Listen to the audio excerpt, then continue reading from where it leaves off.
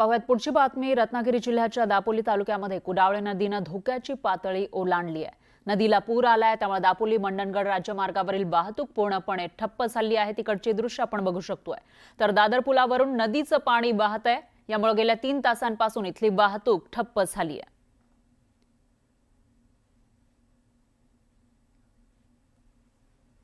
दरम्यान गोंदिया जिल्ह्यातील अर्जुना मोरगाव तालुक्याच्या गोठणगाव इथल्या इटियाडोह धरण हे ओव्हरफ्लो झालं आहे।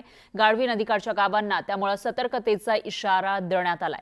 दरम्यान पर्यटकांनी मात्र इटियाडोह धरणावर गर्दी केल्याचं पाहायला मिळतंय। आज रविवार आहे आणि त्याचबरोबर सुट्ट्या लागून आलेल्या आहेत, त्यामुळे पर्यटक फिरायला मोठ्या संख्येने जात आहेत। मात्र इटियाडोह धरण हे ओव्हरफ्लो झालं असताना सुद्धा त्या ठिकाणी पर्यटकांची गर्दी आपल्याला पाहायला मिळते।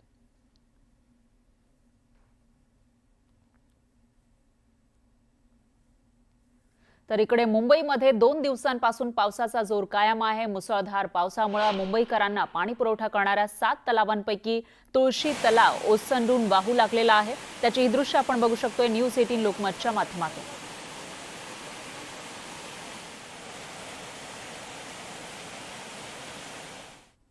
दरम्यान चंद्रपूर जिल्ह्यामध्ये गेल्या 3 दिवसांपासून सुरू असलेल्या मुसळधार पावसामुळे नदी नाल्यांना पूरस्थिती निर्माण झाली आहे। यामुळे वर्धा नदी दुथडी भरून वाहतीये। गडचांदूर मार्गावरील भोयेगाव पुलावरून पाणी वाहू लागलेलं आहे, त्यामुळे नागरिकांच्या सुरक्षिततेच्या दृष्टीने गडचांदूर चंद्रपूर मार्ग वाहतुकीसाठी बंद करण्यात आलाय। अमरावती आणि यवतमाळ जिल्ह्यातील दमदार पावसाने वर्धा नदीच्या पाणी पातळीत मोठी वाढ झाली आहे। तर अमरावती आणि वाशिम जिल्ह्यातही पाऊस सुरू आहे, त्यामुळे पूर्णा नदीची पाणी पातळी वाढलेली आहे। त्यामुळे अकोला जिल्ह्यातील गांधीग्राम इथल्या शिवमंदिर हे पाण्याखाली गेलंय। अकोला अकोट या मार्गावर गांधीग्राम इथं सध्या नवीन पूल बांधण्याचं काम सुरू आहे। उद्या श्रावण महिन्याचा शेवटचा सोमवार आहे। अकोला शहरात मोठी पालखी आणि कावड यात्रा यावेळी असते, त्यामुळे भाविकांनी नदीपात्राजवळ जाताना काळजी घ्यावी असं आवाहन प्रशासनानं केलंय।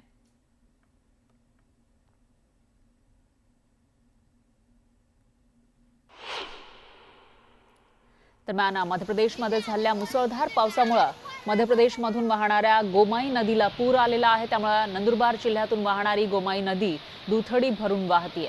नंदुरबार जिल्ह्यामध्ये पावसाने दडी मारली असताना शहादा तालुक्यातून वाहणारी गोमाई ही नदी भरभरून वाहू लागलेली आहे। यामुळे बघ्यांची इथं गर्दी जमली। प्रकाशा इथं गोमाई नदी ही तापी नदीला मिळते।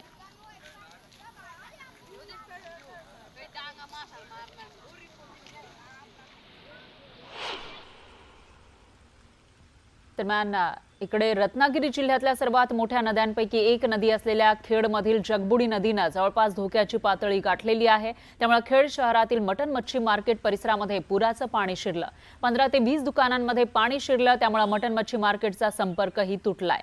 स्थानिक नागरिकांनी लहान लहान होड्या सुरक्षिततेसाठी पाण्यात तैनात केलेल्या आहेत आणि गावाजवळच्या रस्त्यावर पाणी साचल्याने खाडीपट्टा विभागातील 15 ते 20 गावांचा संपर्क तुटल्याची माहिती समोर आली आहे।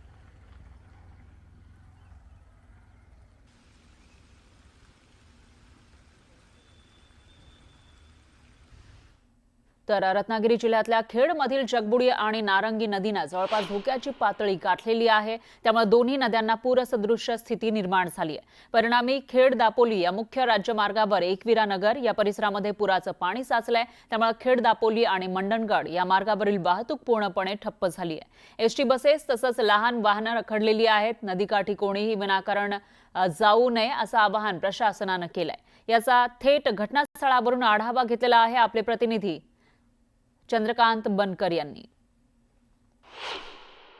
गेले 4 दिवस कोसळणाऱ्या मुसळधार पावसामुळे रत्नागिरी जिल्ह्यातल्या खेडमधील जगबुडी आणि नारंगी नदीने जवळपास धोक्याची पातळी गाठलेली आहे। आणि नारंगी आणि जगबुडी नदीने धोक्याची पातळी गाठल्यामुळे खेड, दापोली आणि मंडणगड या 3 तालुक्याला जोडणारा रस्ता पाण्याखाली गेलेला आहे। खेड शहरातील एकविरा नगर परिसर आहे आणि या एकविरा नगर परिसरात आपण बघू शकता की या रस्त्यावरती आता गुडघ्याच्याही वरती पाणी आहे। त्याच्यामुळे या मार्गावरील वाहतूक गेल्या 1 ते 1.5 तासापासून ठप्प आहे।